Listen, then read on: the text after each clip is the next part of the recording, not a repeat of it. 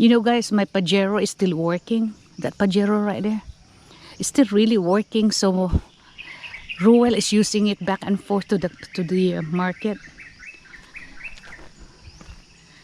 And I think I'm just gonna use the CRV when it's really necessary to go out of town. I have to have it. Alright guys, this is the finished product of Bulantoy. He did this for about 1 week, at least 1 week off and on. I'm going to plant some maiden's hair here all the way to the end. I love ferns, so this is really low maintenance, so we're gonna use those to line up this area here. We're gonna go down, and that part where it's covered is still fresh. That's why it's covered, but it's supposed to go to the right. It's probably ready to get stepped on.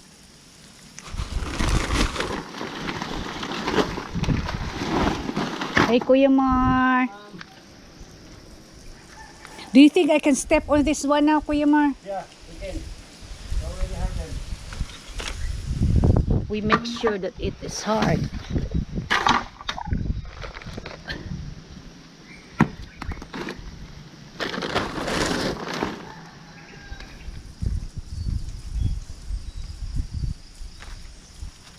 Look at that.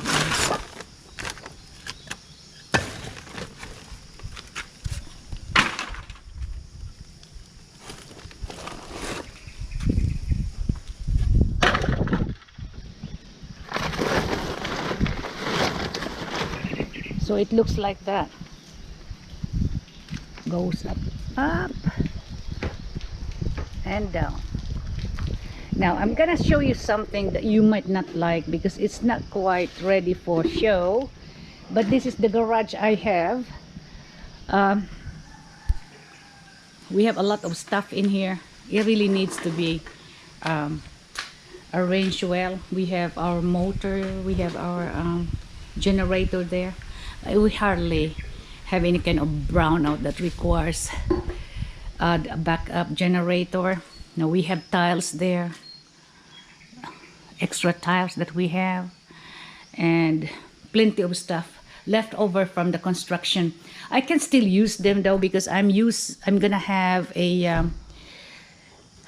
dirty kitchen done.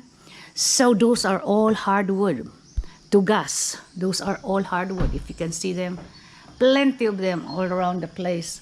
Anyway, I have lots of steel beams and how do you call those things? Iron stuff, steel stuff, and everything, and pipes that we can use for the cistern. So plenty of stuff, and we just have to arrange them. This is about 12 by 18 room. It's a little bit, it's big, but I wish I had extended on the left side before the foundation is up, but I did not really do this. I should have thought a little bit more that we can use the bottom part of the kitchen as well as the living room for some more storage space. But you know what guys, at least I have a little storage space, so I should be happy with that. Okay, you cannot really sometimes see the problem till, not problem, or something that you miss, because I could have extended that garage to this area. But it's okay guys, I'm gonna pardon myself. That's another beast tank we have for the water reservoir. That's for the watering of the plants here. You know what guys, remember I told you I wanted to put the cistern over there on that side right there. I think we are gonna put the cistern somewhere in this area where it's narrow, and it would not obscure the view from the porch, from the patio. So I like that overlooking right there. So if I'm gonna put it on the left right there, it's gonna obscure the left side, a big part of the overlooking. That side, by the way, beyond that area, right there, we have mulabi trees there. That's for sale. That's about 1 hectare. I think they were selling it for 5 million for a hectare. That's a little bit overpriced. So you still can haggle prices on those, you know. But I see, my God, I said to Ruel, if we're gonna buy that, I'm gonna have to hire another person to clean it, you know. And if your purpose of is subdividing and selling it, yes, you can make money. But if you're gonna subdivide it to smaller pieces, you're gonna be entertaining trouble, because those people that would buy are people um, who cannot maintain or cannot control the noise, you know. You cannot really control the noise because they can easily have somebody who would have karaoke there. But if I'm not gonna buy it, somebody will buy it and they might subdivide it, and you're gonna have a problem. Still the same. Those things you cannot control when you live in the Philippines. There's not any ordinance here to control those people, but I think there is an ordinance, like they will stop karaokeing about 9 o'clock in the evening. But early in the morning, sometimes I can hear people beyond that area, on the overlooking area, doing some karaoke. Last night, in fact, I heard some singing, but it's not that bad. It really is not that bad. This area here, I do not know what I'm gonna do with that, so we will see. Plenty of work to do. This area here, I'm planning to put a fish, like a fish, or like a pond, a trickling pond, trickling river, and a koi pond, something like that. I need to have this cleaned. So, and with regards to the fencing, guys, I cannot do fencing right now because that road on the front, this property, that is government road, and they're thinking about widening that area, and maybe hopefully in the future they're gonna have to concretize it, they're gonna cement it. So it requires, we have to really make sure that our gate is on this side. That would take out a part of that for the government use for the road. Now I cannot really tell you where I'm gonna have my fence, because if I'm gonna have to fence it up and I have to spend about almost $1 million for the concrete, it would cost too much money to waste. So I'm just gonna wait, and we'll just have this cleaned, maybe use field wire and make it really nicely fenced up. What we have right now are everything is temporary in this place. So I was kind of worried because our house is a little bit near the road right there. That's why I would like to have a little privacy. But I think we're talking about the fencing. Might be a waste of money if we're gonna do it right now. So I think we're gonna just wait.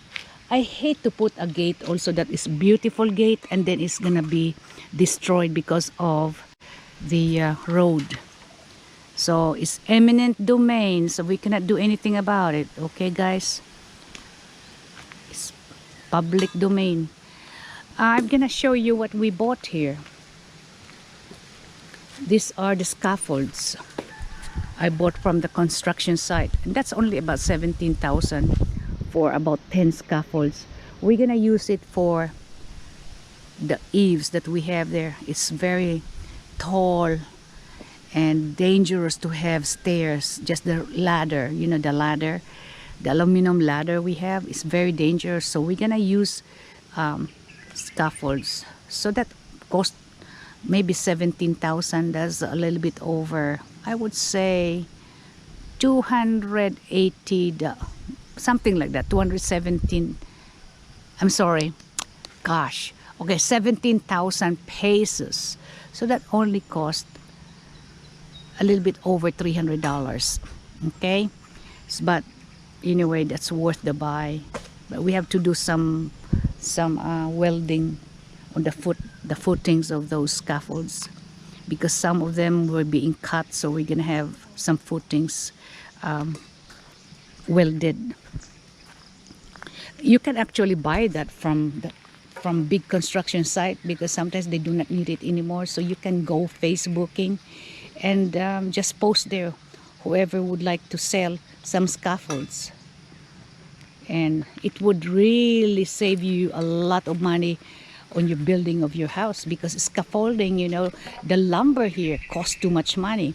In fact, the lumber that we used are all our lumbers, the trees that we put down, because we have some Gemelina at the back of this property. We use them, a lot of them, in fact, for the scaffolds. And then some of it also are old coconut trees that we use for the scaffolds. So it saved me thousands.